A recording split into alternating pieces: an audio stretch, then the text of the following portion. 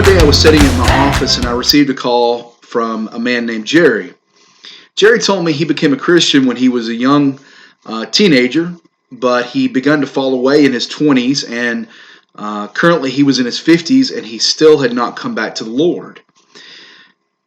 Jerry's dad called him one day and asked Jerry to take him to worship services because his father had been in a wheelchair and unable to take himself. So Jerry agreed.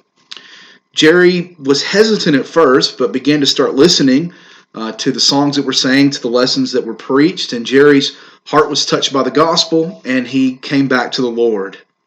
Of course, Jerry immediately told everybody he knew, the first person being his son. You see, Jerry, all of these years that he was not faithful to the Lord, didn't teach his son the gospel. And now, his son had no interest. His son had his own life now. His son's responsibilities as a father, his job, and other matters came before those spiritual discussions. And of course, Jerry was heartbroken. That's why Jerry called me.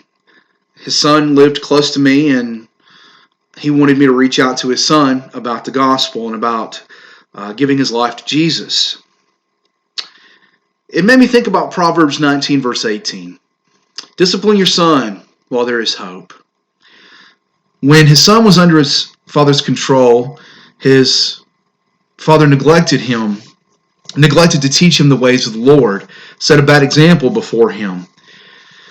You know, Jerry's son can still be reached by the gospel's power. That's a wonderful blessing we have, Romans 1:16. But those years may have caused his son's heart to be hardened, and it may be very difficult for his heart to be reached now. Moms and dads, when we neglect serving the Lord, we influence our children, but for the bad.